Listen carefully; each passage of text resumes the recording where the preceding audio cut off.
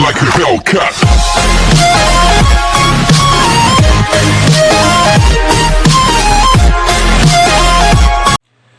Bom pessoal, bom dia, boa tarde, boa noite, professor Thales na voz.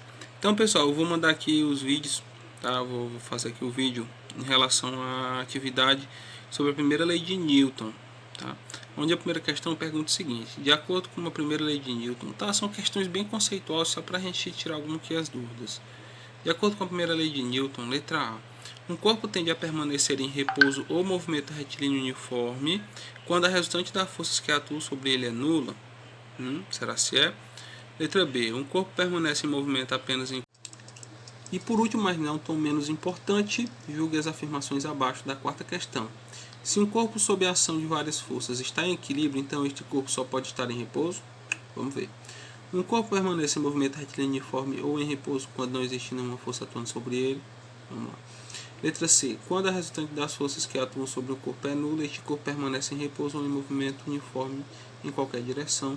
E letra D. Um objeto sob a ação de várias forças está em equilíbrio, isso significa que ele pode estar em repouso ou movimento retilíneo uniforme.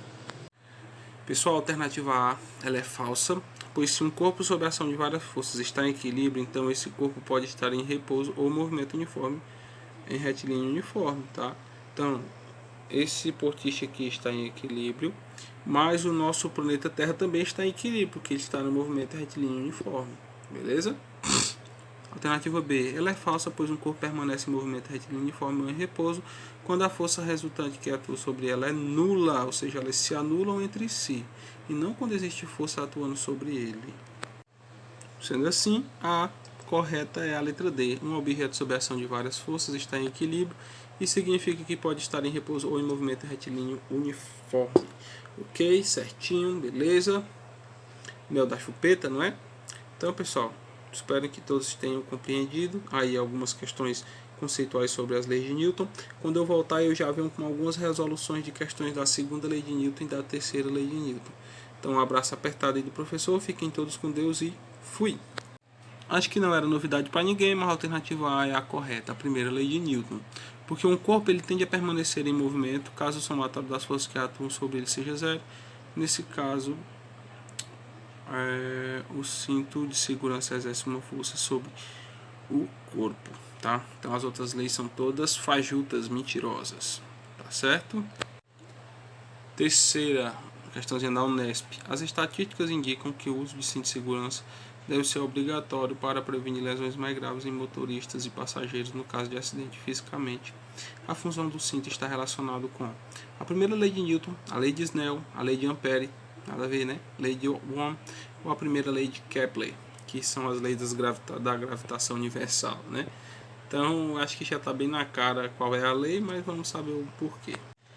Segunda, baseando-se na primeira lei de Newton, assinale a alternativa correta. Se estivéssemos dentro de um ônibus e deixarmos um objeto cair, esse objeto fará uma trajetória retilínea em relação ao solo, pois o movimento do ônibus não afeta o movimento de objetos em seu interior, correto? Então você pode muito bem colocar tá tomando um cafezinho e colocar ele em cima ali do banco do ônibus, que ele não vai virar, a não ser que você bata nele ou alguém bata. Então, letra B. Quando usamos o cinto de segurança dentro de um carro, estamos impedindo que na ocorrência de uma frenagem sejamos arremessados para fora do carro. E letra C. Ela é falsa porque quando a restante das forças que atuam sobre um corpo é nula, esse corpo permanece em repouso ou em movimento uniforme somente em linha reta e não em qualquer direção.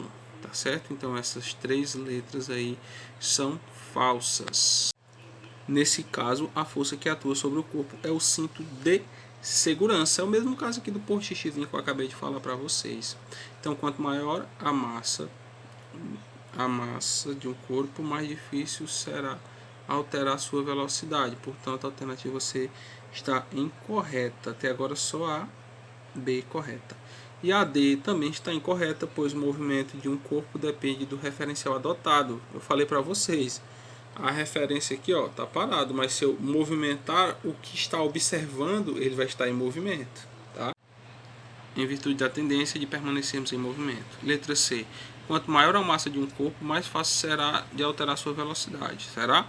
Letra D. O estado de repouso e de movimento retilíneo independe do referencial adotado. corretado. Então, como a questão aí está dizendo para a gente assinalar a alternativa correta, vamos ver qual é a correta e o porquê que ela é correta. Então, pessoal, eu coloquei aqui, a alternativa A, ela é incorreta, porque depois vocês podem voltar lá. O movimento de um objeto em queda no interior de um ônibus em movimento é retilíneo em relação ao ônibus e não em relação ao solo, tá? Então, se você colocar na poltronazinha ali do seu lado, ok. Mas se você colocar no solo do ônibus, essa alternativa não é correta. A B, a alternativa, ela é correta, pois de acordo com a primeira lei de Newton, os objetos em movimento tendem a continuar em movimento caso não haja. Olha só, esse portista que está aqui em cima do meu computador, ele está parado, está em repouso, está inerte, beleza?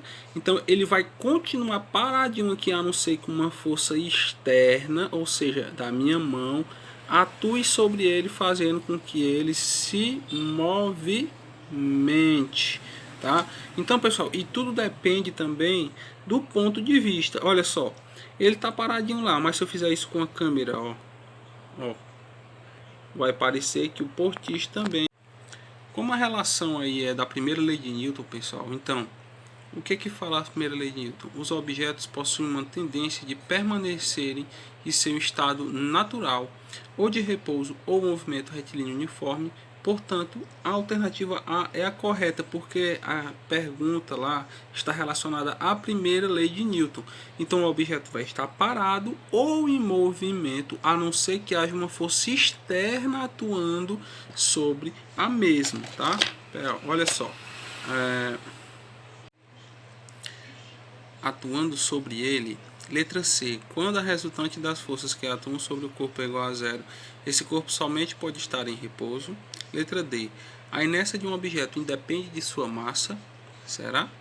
E letra E. Uma partícula tende a permanecer em aceleração constante. Tá? Então, pessoal, eu dei uma redigitada aqui, como são questões bem teóricas, mesmo a gente vê aqui no próprio Word. Tá? Fica bem melhor do que eu escrever, tá bom?